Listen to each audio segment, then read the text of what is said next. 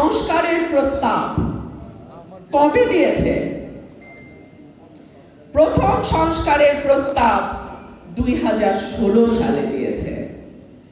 আজকে যে নতুন নতুন কথাগুলো বলা হচ্ছে সেটা দেশনেত্রী বেগম খালেদা জিয়া 2016 সালে তার ভিশন 2030-তে দিয়েছিলেন।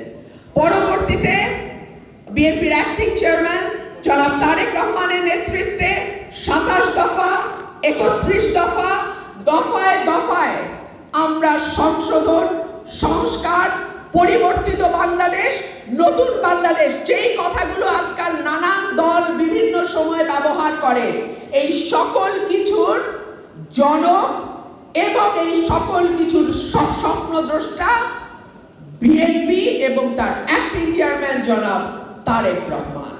বাংলাদেশের ভাগ্যের সঙ্গে জিয়া পরিবারের ভাগ্য ওতপ্রোতভাবে জড়িত।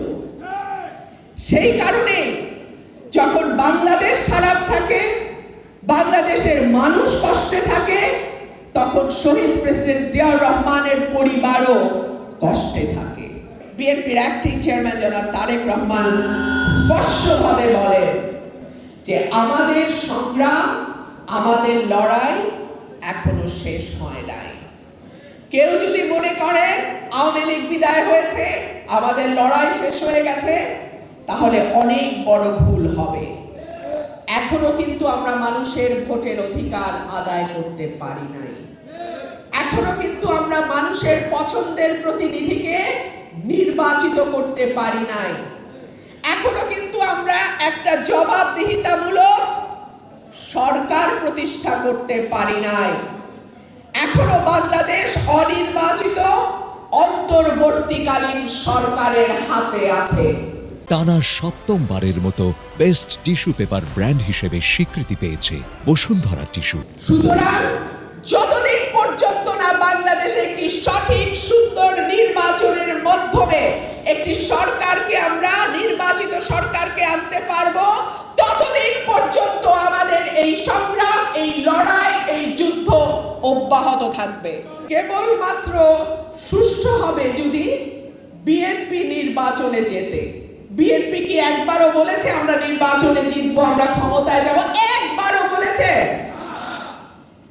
তাহলে এই কথাটি বারবার কেন বলে যে নির্বাচনে জিতলেই তারা নির্বাচনে যাবে এবং বলবে সুষ্ঠু হবে? আমরা তো একবারও বলি নাই।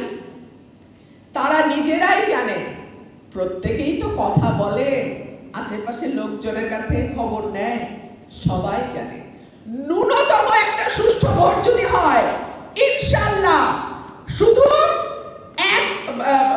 শুধু জেতার মতন মেজরিটি না, 2/3 মেজরিটি নিয়ে বিএনপি সংসদে যাবে ইনশাআল্লাহ। কিন্তু সেটার জন্য অতিরিক্ত আত্মবিশ্বাসী হওয়া যাবে না। আমাদের মনে রাখতে হবে আমাদের লড়াইয়ের মাটিটা কিন্তু কঠিন। আমাদের লড়াইয়ের মাটিটা বাংলাদেশের স্বাধীনতা, বাংলাদেশের সার্বভৌমত্ব, বাংলাদেশের অখণ্ডতা। শহীদ প্রেসিডেন্ট জিয়াউর রহমান, দেশনেত্রী বেগম খালেদা জিয়া এবং অ্যাক্টিং চেয়ারম্যান জনাব তারেক রহমানের নামের সঙ্গে ওতপ্রোতভাবে জড়িত। শহীদ প্রেসিডেন্ট জিয়াউর রহমান এবং দেশনেত্রী বেগম খালেদা জিয়া তাদের এই পুরো জীবনটা উৎসর্গ করেছেন বাংলাদেশের কল্যাণে, বাংলাদেশের মানুষের কল্যাণে।